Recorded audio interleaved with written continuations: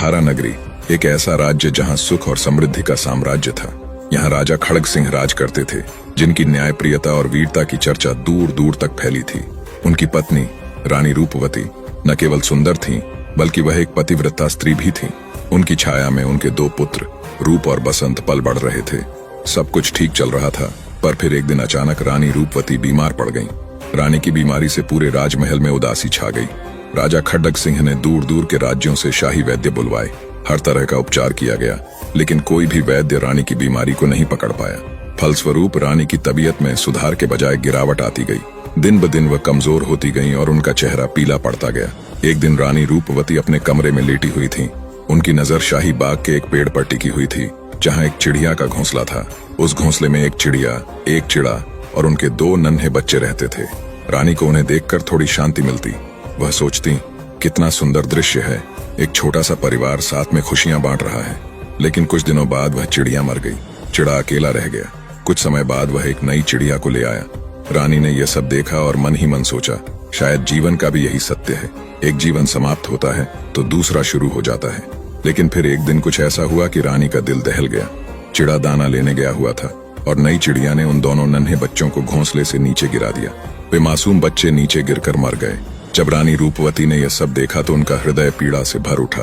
रानी के मन में ढेरों विचारों ने जन्म ले लिया। क्या मेरी हालत भी उस चिड़िया जैसी है? क्या मेरी मृत्यु निकट है? और अगर ऐसा हुआ तो क्या राजा किसी और रानी को ले आएंगे? क्या वह मेरे रूप और बसंत को प्यार देगी, या फिर उन्हें भी इसी तरह निर्दयता से ठुकरा दिया जाएगा? यह सब आंखों के आगे आते ही रानी की आंखों से अश्रुधारा बहने लगी। रूप और बसंत के भविष्य को लेकर वह अंदर ही अंदर घुटने लगी। सोचने लगी, अगर मैं नहीं रही तो मेरे दोनों बच्चों का क्या होगा? दुखी हृदय से रानी रूपवती ने अपने दोनों बेटों को अपने पास बुलाया। रूप और बसंत दोनों ही अपनी माँ के पास आकर बैठ गए। रानी ने उन्हें गले लगाया और उनके सिर पर हाथ फेरते हुए कहा, मेरे बच्चों, तुम दोनों मेरी जान हो। मैं हमेशा तुम्हारे साथ रहूंगी, चाहे मैं तुम्हारे सामने हूँ या ना हूँ। तुम्हें एक दूसरे का साथ कभी नहीं छोड़ना है, समझे? माँ की बात सुन रूप चिंतित होकर कहता है, माँ तुम ऐसा क्यों कह रही हो? तुम ठीक हो जाओगी, है ना? बसंत भी मासूमियत से बोल उठा, हाँ माँ, तुम जल्दी ठीक हो जाओ, हम तुम्हारे साथ खेलना चाहते हैं। बच्चों की बात सुन रानी रूपवती की आंखों में आंसू आ गए। वह बोली, हाँ बच्चों, मैं जल्दी ही ठीक हो जाऊंगी। दुखी हृदय से रानी ने अपनी दासी को राजा को बुलाने के लिए भेजा। दासी राजा के पास जाती है और कहती है, महाराज, महारानी जी की तबीयत बहुत खराब है, वह आपसे मिलना चाहती हैं। दासी की बात सुन राजा खड़ग सिंह पैदल ही तुरंत रानीवास के लिए चल पड़ता है। ज्यों-ज्यों वह रानी के महल के करीब जा रहा था, त्यों-त्यों किसी अनहोनी की आशंका के चलते राजा का हृदय भारी और उसके कदम बोझिल होते जा रहे थे। जब राजा खड़ग सिंह रानी के कमरे में पहुंचा तो देखा कि रानी दीन दुनिया से बेखबर एक तक शून्य में देख रही थी और उसकी आंखों से लगातार अश्रुधारा बह रही थी। राजा रानी के पास जाकर उसका हाथ पकड़कर बैठ गया और बोला, रानी, क्यों दिल छोटा कर रही हो? मैं तुम्हें कुछ नहीं होने दूंगा। दुनिया का हर कोना छान मारूंगा, कहीं तो तुम्हारी बीमारी का इलाज मिलेगा। चिंता मत करो प्रिय, तुम बिल्कुल ठीक हो जाओगी। राजा की बात सुन रानी रूपवती बोली, नहीं महाराज, अब कुछ ठीक नहीं होगा। मुझे साफ साफ मेरी मृत्यु नजर आ रही है। हे महाराज, लेकिन मरने से पहले मैं अपने आखिरी समय में आपसे एक वचन लेना चाहती हूँ। राजा बोला, तुम्हें कुछ नहीं होगा रानी, तुम बिल्कुल ठीक हो जाओगी। फिर भी तुम्हारे संतोष के लिए मैं तुम्हें वचन देता हूँ। राजा के वचन देने के बाद रानी रूपवती ने राजा को चिड़िया की सारी कहानी कह सुनाई और बोली, महाराज, आप मुझसे वादा कीजिए कि मेरी मृत्यु उपरांत आप दूसरी शादी नहीं करेंगे। मुझे किसी और बात की चिंता नहीं है। चिंता है तो बस रूप और बसंत की। उन नन्ही जानों के साथ पता नहीं दूसरी रानी कैसा व्यवहार करेगी। रानी की बात सुन राजा खड़ग सिंह रानी को विश्वास देता हुआ दृढ़ आवाज में बोला, मैं तुम्हें वचन देता हूँ रानी, मैं कभी भी दूसरी शादी नहीं करूंगा और हमारे रूप बसंत की अच्छे से परवरिश करूंगा। राजा के शब्द सुनते ही रानी रूपवती के चेहरे पर गहरी मुस्कान के साथ परम शांति के भाव आ गए। उसके प्राण तो जैसे यही शब्द सुनने के लिए अटके हुए थे। राजा खड़ग सिंह के वचन भरते ही रानी रूपवती के प्राण पखेरु उड़ गए। राजा खड़ग सिंह का तो जैसे पूरा संसार ही उजड़ गया और वह दहाड़े मार मार कर रोने लगा। पूरे महल में रानी रूपवती की मृत्यु का मातम पसर गया। रूप और बसंत दोनों भाई लगातार अपनी माता के लिए विलाप कर रहे थे। उन्हें पता था कि अब उनकी मां कभी नहीं आने वाली। राजा ने भरे हुए हृदय के साथ विधिवत रानी का दाह संस्कार कर दिया। रानी की मृत्यु के बाद राजा खड़ग सिंह हमेशा उदास रहने लगा। उसने राज दरबार में जाना छोड़ दिया। जाता भी तो वहां कोई राजकाज के कार्य नहीं करता, बस उदास और चुपचाप बैठा रहता। दिन गुजरे, महीने गुजरे, पर राजा की हालत में कोई सुधार नहीं हुआ। राजा की यह हालत देख उसके वजीर और मंत्री सब बहुत दुखी थे। एक दिन ऐसे ही दुखी मन से राजा चुपचाप अपने दरबार में बैठा था। तब उसके वजीरों और मंत्रियों ने आपस में सलाह मशवरा कर राजा से कहा, हे महाराज, कृपया आप दूसरी शादी कर लीजिए। दूसरी रानी आ जाएगी तो आप धीरे धीरे पहली रानी के गम को भूल जाएंगे। सबकी बात सुन राजा खड़ग सिंह बोला, नहीं, मैं ऐसा कभी नहीं करूंगा। मैंने मरती हुई रानी को दूसरी शादी न करने का वचन दिया था। मंत्री बोला, राजन, आप अपने लिए न सही, उन छोटे छोटे बच्चों के लिए ही दूसरी शादी कर लीजिए, उनको माँ मिल जाएगी। बार बार वजीर और मंत्रियों के दबाव देने से अंततः राजा खड़ग सिंह न चाहते हुए भी दूसरी शादी कर लेता है। सोचा, बच्चों को माँ का सहारा मिल जाएगा। राजा खड़ग सिंह की दूसरी पत्नी, जिसका नाम चंद्रिका था, एक चंडाल औरत निकली। जब राजा उसे विवाह करके महल में लेकर आया तो रूप और बसंत ने मासूमियत से पूछा, पिताजी, ये कौन है? राजा ने भारी मन से कहा, बच्चों, ये तुम्हारी नई माँ है। अबोध बच्चे यह सुनकर खुश हो गए। उन्होंने सोचा, नई माँ हमें कहानियां सुनाएगी, हमारे साथ खेलेगी, हमारा लाड प्यार करेगी। इसी सोच के साथ वे उत्साह से नई रानी के कक्ष में गए। माँ माँ कहकर जब उन्होंने प्यार से चंद्रिका को पुकारा तो वह गुस्से में तिलमिला उठी। कौन माँ? कहाँ की माँ? मैं तुम्हारी कोई माँ नहीं हूँ, तुम्हारी माँ तो मर चुकी है, उसने कठोर स्वर में कहा। बच्चों की मासूम आंखें सहम गईं। वे कुछ कह पाते इससे पहले ही चंद्रिका ने क्रोध में धमकाते हुए कहा, आगे से मेरे पास मत आना, वरना तुम्हारी खाल खींच लूंगी। डरे सहमे मासूम बच्चे रोते रोते चुपचाप वहां से चले गए। राजा ने उन्हें रोते हुए रानी के कक्ष से निकलते देखा तो उसका हृदय व्याकुल हो उठा। वह तुरंत रानी के पास गया और चिंता भरे स्वर में बोला, क्या हुआ रानी? बच्चे तुम्हारे कमरे से रोते हुए क्यों निकले? चंद्रिका ने ठंडी और निर्मम आवाज में जवाब दिया, ध्यान से सुनो राजन, आगे से ये बच्चे न सिर्फ मेरे कमरे में बल्कि मेरे महल में भी नजर नहीं आने चाहिए। इनकी व्यवस्था अलग कर दो। रानी की यह निर्दयी बात सुनकर राजा का हृदय भारी हो गया। उसने सोचा, मैंने क्या सोचकर विवाह किया था और ये क्या हो गया? लेकिन उसने बिना कोई विरोध किए रानी की बात मान ली और भारी मन से बच्चों के रहने के लिए अलग से व्यवस्था कर दी। समय बीतता गया। रूप और बसंत अब जवान हो गए और राजा खड़ग सिंह बूढ़ा हो चुका था। अब जब राजा में पहले जैसी शक्ति नहीं रही तो रानी चंद्रिका उससे बिल्कुल भी खुश नहीं थी। एक दिन रूप और बसंत दोनों भाई महल के आंगन में गेंद से खेल रहे थे। खेलते खेलते उनकी गेंद रानी चंद्रिका के महल में चली गई। रूप अपनी गेंद लेने के लिए रानी चंद्रिका के महल में गया। जब रानी चंद्रिका ने रूप को देखा तो उस हट्टे कट्टे खूबसूरत नौजवान को देख उसकी अंतर्वासना जागृत हो गई। रूप ने जब रानी चंद्रिका को देखा तो वह उसे प्रणाम करता है। रानी बोली, तुम कौन हो नवयुवक और यहाँ किस लिए आए हो? रूप बोला, मौसी जी, मैं आपका बड़ा बेटा रूप हूँ। खेलते खेलते मेरी बॉल आपके महल में आ गई, बस उसी को लेने आया था। रानी चंद्रिका बोली, रूप, तुम बिल्कुल अपने नाम जैसे ही सुंदर हो, पर यह बेटा शब्द लगाने की क्या आवश्यकता है? तुम भी खूबसूरत जवान हो और मैं भी जवान हूँ, हम दोनों की जोड़ी क्या खूब जमेगी। राजकुमार रूप रानी चंद्रिका की यह बात सुन शर्म से पानी पानी हो गया और कहा, मौसी, आप कैसी बातें कर रही हैं? मैं आपका बेटा हूँ, आप मेरे पिताजी की दूसरी पत्नी हैं, आपको ऐसी बातें करते हुए शर्म आनी चाहिए। यह बात सुन रानी चंद्रिका गुस्से से कहती है, पिता की पत्नी? किस पिता की बात कर रहे हो? उस बूढ़े खड़ूस की। वह मेरी जिंदगी में मेरे लिए कोई मायने नहीं रखता। मेरे लिए तो तुम मायने रखते हो रूप, तुम्हारे साथ मेरी जोड़ी खूब बनेगी। रानी की बात सुन राजकुमार रूप शर्म और गुस्से से कहता है, कैसी बातें कर रही हो मौसी? आप सौतेला ही सही, पर हुआ तो आपका बेटा ना। हे मौसी, आप क्यों एक माँ बेटे के रिश्ते को तार तार करने में लगी हुई हो?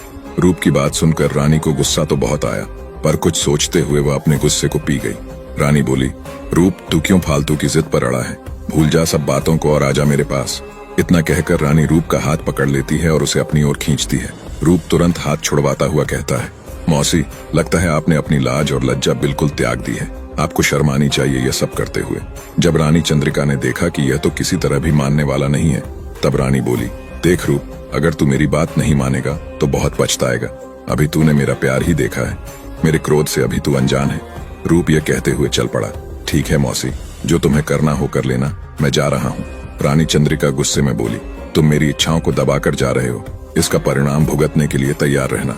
जब राजा के आने का समय होता है तो रानी अपने कपड़े फाड़ लेती है, गहने उतार फेंकती है और बिस्तर पर पड़कर सुबक सुबक कर रोने लग जाती है।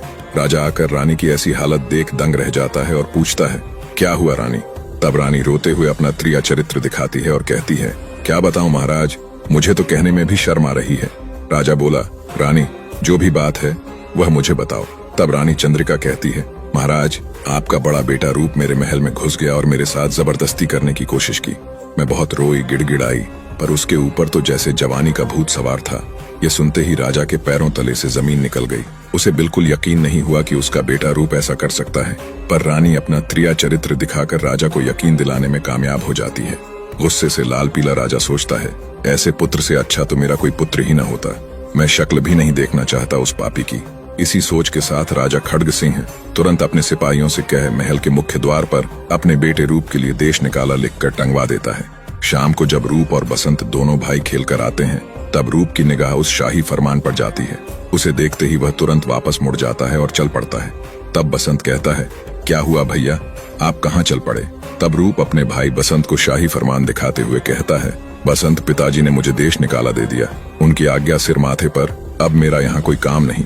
रूप की बात सुन बसंत बोला, नहीं भैया, जरूर कुछ गलत फहमी हुई है, हमें पिताजी के पास चलकर उनसे बात करनी चाहिए। तब रूप अपने भाई को सुबह हुई घटना का सारा किस्सा कह सुनाता है। सारी बात सुन बसंत कहता है, चलो भैया, हम ये सारी बातें पिताजी को बता देते हैं। तब रूप बोला, नहीं बसंत, अब समय निकल चुका है। पिताजी फैसला करने से पहले अगर हमको बुलाते और पूछते तो हम उन्हें सारी हकीकत बताते, लेकिन अब कोई फायदा नहीं भाई। तब बसंत रोता हुआ कहता है, भैया, मैं भी आपके साथ चलूंगा। बसंत की बात सुन रूप बोला, नहीं बसंत, देश निकाला तो मुझे मिला है, तुम मेरे साथ कहाँ दर दर की ठोकर खाते फिरोगे? बसंत बोला, नहीं भैया, आपके सिवाय मेरा इस दुनिया में कोई नहीं है, और जो आज आपके साथ हुआ है वह कल मेरे साथ भी तो हो सकता है। रूप उसकी बात मान लेता है। दोनों भाई अपने शाही वस्त्रों को त्याग भरे हृदय से राजा की नगरी को छोड़कर चल पड़ते हैं। चलते चलते दोनों भाई जंगल में पहुंच जाते हैं और आपस में बातें करते हैं। अगर आज हमारी माँ जिंदा होती तो क्यों हमें ऐसे दर दर की ठोकरें खानी पड़ती। चलते चलते दोनों भाई थक कर एक पेड़ के नीचे विश्राम करने के लिए बैठ जाता है। ठंडी हवा के झोंकों और थकान के कारण दोनों भाई वहीं सो जाते हैं। तभी एक सांप आकर बसंत को डस लेता है, जिससे वह नींद में ही चल बसता है। थोड़ी देर बाद जब रूप उठता है और बसंत की तरफ देखता है तो बसंत के नीले पड़ चुके शरीर को देख उसे समझते देर न लगी कि उसे किसी सांप ने डस लिया है। रूप दहाड़े मार मार कर रोता है और कहता है, हे भगवान, तू मुझसे किस जन्म का बदला ले रहा है? मेरे भाई की जगह मैं क्यों नहीं मर गया? आपने मेरी किस्मत बड़ी ही खोटी लिखी। बचपन में हमारी माँ हमें छोड़कर चली गई और अब मेरे जीने के इकलौते सहारे मेरे भाई बसंत को भी आपने मुझसे छीन लिया। हे भगवान, ये आपका कौन सा न्याय है? रोता बिलखता रूप अपने भाई बसंत के लिए कफन लेने के लिए चल पड़ता है। चलते चलते वह एक नगरी के नजदीक पहुंच जाता है। उस नगर के राजा का उस दिन स्वर्गवास हो गया था। उस नगरी का यह नियम था कि जो भी राजा के अंतिम संस्कार के लिए ले जाते वक्त उसकी अर्थी के सामने आ जाता, उसे उस नगर का राजा बना दिया जाता। संयोगवश जब नगर के लोग राजा के पार्थिव शरीर को लेकर उसकी अंतिम यात्रा के लिए जा रहे थे, तब तक रूप भी नगर के द्वार पर पहुंच गया। रूप जब अर्थी के सामने आता है तो नगर के लोग नियमानुसार उसे अपना राजा मान लेते हैं। दूसरी तरफ जंगल से महादेव पार्वती गुजर रहे थे। जब पार्वती ने मरे हुए बसंत को देखा तो वह महादेव से बोली, हे महाराज, देखो न कितना सुंदर युवक है और भरी जवानी में इसकी मृत्यु हो गई, आप इसे जिंदा कर दो। तब महादेव जी पार्वती माता को मना करते हैं और कहते हैं, हे प्रिय, ये मृत्यु लोक है, यहाँ सबके अपने कर्म और दुख हैं, हम किन किन का दुख दूर करेंगे। पर माता पार्वती जिद करती हैं और कहती हैं, नहीं स्वामी, आपको इसे तो जिंदा करना ही पड़ेगा। तब महादेव जी माता पार्वती की बात मानकर बसंत को जिंदा कर देते हैं और वहाँ से अंतर्ध्यान हो जाते हैं। बसंत उठ बैठता है। जब उसने आसपास देखा तो उसे अपना भाई रूप कहीं भी दिखाई नहीं देता। वह घबराकर अपने भाई रूप को ढूंढने के लिए चल पड़ता है और चलते चलते वह उसी नगर में पहुंच जाता है जहां कुछ समय पहले ही रूप को राजा बनाया गया था। रूप राजा बनने के बाद अपने मंत्री और राज्यसभा के सदस्यों से अत्यंत दुखी रुदन स्वर में कहता है, तुम लोगों ने मुझे जोर जबरदस्ती से यहाँ का राजा बना दिया, लेकिन मैं तो बहुत दुखी आदमी हूँ। अपने भाई के क्रियाकर्म के लिए कफन लेने आया था, न कि राजा बनने। इतना कह राजा अपने सैनिकों सहित उसी जगह पर जाता है जहां उसके भाई बसंत का मृत शरीर था। पर जब रूप वहां जाता है तो अपने भाई को वहां ना पाकर वह और भी दुखी हो जाता है और कहता है, हे भगवान, ये आपकी क्या माया है? एक तरफ तो आपने मुझे राजा बना दिया, दूसरी तरफ मुझे मेरे भाई का क्रियाकर्म तक करने का मौका नहीं दिया। कैसा अभागा भाई हूँ मैं, जो अपने भाई को लकड़ी तक ना दे सका। अब मैं उसे कहाँ ढूंढूं प्रभु? तब राजा के सैनिक उसे कहते हैं, महाराज माफ करें, पर यह जंगल है और यहाँ अनेकों जंगली जानवर रहते हैं, शायद उन्हीं में से कोई आपके भाई के मृत शरीर को उठाकर ले गया होगा। राजा दुखी हृदय से वापस महल लौट जाता है। राजा रूप गहरी सोच और भारी मन से अपने दरबार में बैठा था।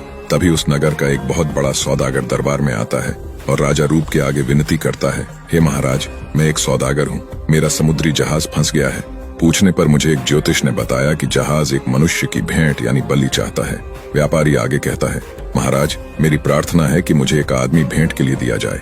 उस समय राजा का परम कर्तव्य होता था कि वह अपने राज्य के सौदागरों की मदद करे, क्योंकि राज्य के मुख्य सौदागर भारी मात्रा में राजकोष में कर जमा करवाते थे। अब राजा ने प्रथा अनुसार सैनिकों को आदेश दे दिया कि किसी बूढ़े व्यक्ति को जो मृत्यु के निकट हो उसे सौदागर को सौंप दिया जाए और बूढ़े के परिवार वालों की धन दौलत से सहायता की जाए। राजा का हुक्म मानकर तुरंत सैनिक ऐसे बूढ़े व्यक्ति की खोज में नगर में निकल पड़ते हैं, पर बहुत ढूंढने पर भी उन्हें ऐसा कोई व्यक्ति नहीं मिला। अतः वे थक हार कर वापस महल लौट रहे थे। तभी संयोग से बसंत अपने भाई रूप को खोजता हुआ उधर आ निकला। जब सैनिकों ने उसे देखा तो उससे पूछा, हो जाने वाले किधर जा रहा है? तब बसंत ने कहा, मैं एक दुखियारा परदेसी हूँ जो अपने भाई को ढूंढता फिर रहा हूँ। उसे देखकर सैनिकों ने विचार किया, ये आदमी हमारे नगर का भी नहीं है, क्यों न इसे पकड़कर सौदागर के हवाले कर दिया जाए। हमारे नगर के किसी व्यक्ति की भेंट भी नहीं देनी पड़ेगी और राजा के हुक्म का पालन भी हो जाएगा।